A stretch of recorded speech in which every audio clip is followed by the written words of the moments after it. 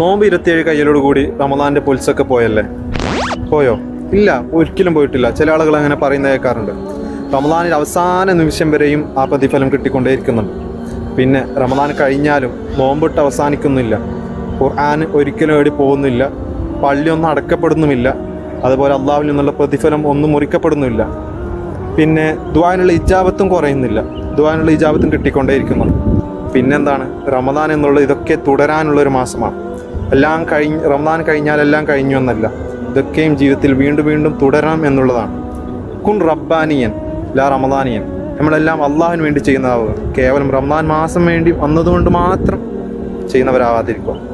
ഇൻഷാ അല്ലാഹ് നമ്മുടെ റമദാനിലെ എല്ലാ അമലുകളും അള്ളാഹു സുബ്ഹാനഹു വ തആല സ്വീകരിക്കട്ടെ. ലോകമാന്യത, കിബ്ർ, ഉജ്ബ്, ഹസ്ദ് പോലുള്ള എല്ലാവിധ ഖൽബിൻ്റെ രോഗങ്ങളിൽ നിന്ന് ഞങ്ങൾ അള്ളാഹു സംരക്ഷിക്കട്ടെ. നമ്മൾക്ക് ഇനിയും ഇതുപോലുള്ള ഒരുപാട് റമദാൻ മാസം ലഭിക്കണം. അള്ളാഹു തൗഫീഖ് നൽകട്ടെ.